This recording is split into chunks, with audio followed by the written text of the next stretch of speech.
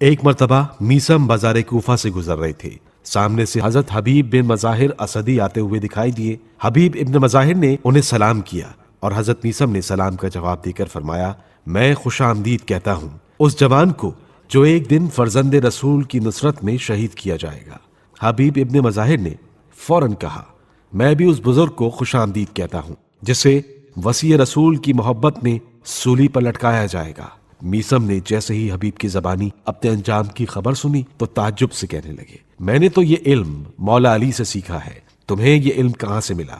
حبیب نے کہا، ہمارا سرچشمہ علم ایک ہی ہے، تم نے یہ علم مولا علی سے لیا ہے اور میں نے ان کے فرزند حسین ابن علی سے حاصل کیا ہے۔ ابو خالد تمار کہتا ہے کہ ایک مرتبہ ہم میسم کے ساتھ کشتی میں سوار تھے کہ اچانک زور کی آندھی چلنے لگی۔ میسم نے کہا، اپنی کشتیوں کو مضبوطی سے باندھ دو، آندھی مزید تیز ہونے والی ہے، ابھی ابھی معاویہ بن ابو سفیان مر گیا ہے۔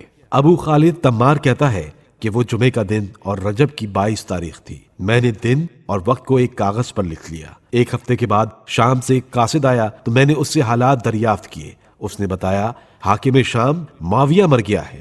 وہ 22 رجب جمعے کا دن تھا۔ حضرت میسم ہمیشہ امیر المومنین علیہ السلام کی خدمت میں حاضر رہتے تھے۔ حضرت میسم کہتے ہیں کہ ایک شب میں امیر المومنین کے ساتھ تھا، آپ کوفے سے نکل کر مسجد جوفی تشریف لائے۔ آپ علیہ السلام نے یہاں 4 رکعت نماز پڑھی اور نماز و تسبیح سے فارغ ہو کر آپ علیہ السلام نے ہاتھ اٹھا کر یہ دعا پڑھی، الہی کیف ادعوک وقد عصیتک وکیف لا ادعوک وقد عرفت حبک فی قلبی وان کنت عاصیا مددت الیک یدا بالذنوب مملوءا وعینای بالرجاء ممدودا۔ پروردگار میں تجھے کیسے پکاروں جبکہ میں تیری نافرمانی کر چکا ہوں، اور میں تجھے کیسے نہ پکاروں جبکہ مجھے تیری معرفت حاصل ہے اور تیری محبت کی معرفت میرے دل میں جاگزین ہے۔ میں نے گناہوں سے بھرا ہوا ہاتھ تیری طرف پھیلایا ہے اور میں نے تیرے لطف کی طرف امید بھری نگاہ اٹھائی ہے۔ پھر آپ علیہ السلام نے سر اقدس سجدے میں رکھا اور 100 مرتبہ الغفور کہا، پھر سجدے سے سر اٹھایا اور چل دیے۔ میں بھی آپ علیہ السلام کے پیچھے چلنے لگا۔ آپ علیہ السلام ایک بیابان میں تشریف لائے اور زمین پر ایک لکیر کھینچ کر مجھ سے فرمایا، میرے آنے تک تم اس دائرے سے باہر نہ نکلنا۔ میں رک گیا۔ آپ علیہ السلام آگے چلے گئے۔ بیابان میں سناٹا تھا اور رات تاریک تھی۔ میں نے اپنے آپ سے کہا کہ میں نے اس بیابان میں اپنے آقا کو تنہا چھوڑ دیا ہے جبکہ پورا عرب ان کے دشمنوں سے بھرا ہوا ہے۔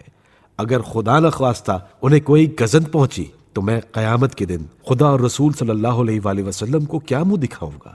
ہائے افسوس، مجھے ایسا نہیں کرنا چاہیے تھا۔ پھر میں نے اس دائرے سے باہر نکل کر اپنے آقا کا پتہ چلانے کا ارادہ کر لیا، اگرچہ میرا یہ عمل آپ علیہ السلام کے حکم کے خلاف تھا۔ چنانچہ عشق علی کے جذبے سے مجبور ہو کر میں دائرے سے باہر آیا اور بیابان میں انہیں ڈھونڈنے لگا۔ ایک جگہ پہنچا تو دیکھا کہ مولا ایک کنویں کی منڈیر پر بیٹھے ہوئے ہیں، ان کا چہرہ کنویں کی طرف ہے اور آپ علیہ السلام باتیں کر رہے ہیں اور کنویں میں سے بھی جواب آ رہا ہے۔ جیسے ہی آپ علیہ السلام نے میرے قدموں کی چاپ سنی تو فرمایا، کون ہے؟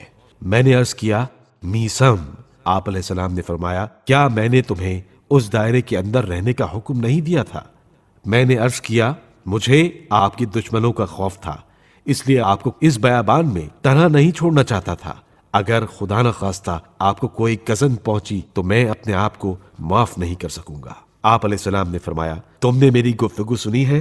میں نے کہا، مولا صرف آواز سنی ہے، سمجھا کچھ نہیں ہوں۔ آپ علیہ السلام نے میری طرف رخ کر کے یہ اشعار پڑھے، وفي الصدر لبانات إذا ضاق لها صدري نكدت الأرض بالكف وأبديت لها سري فمهما تنبت الأرض فذاك النبت من بذري۔ میرے دل میں بہت سے درد ہیں، جب میں تنگ دل ہوتا ہوں تو اپنے ہاتھ سے زمین کو کھودتا ہوں اور اپنے درد زمین سے بیان کرتا ہوں اور انہیں اس میں چھپا دیتا ہوں۔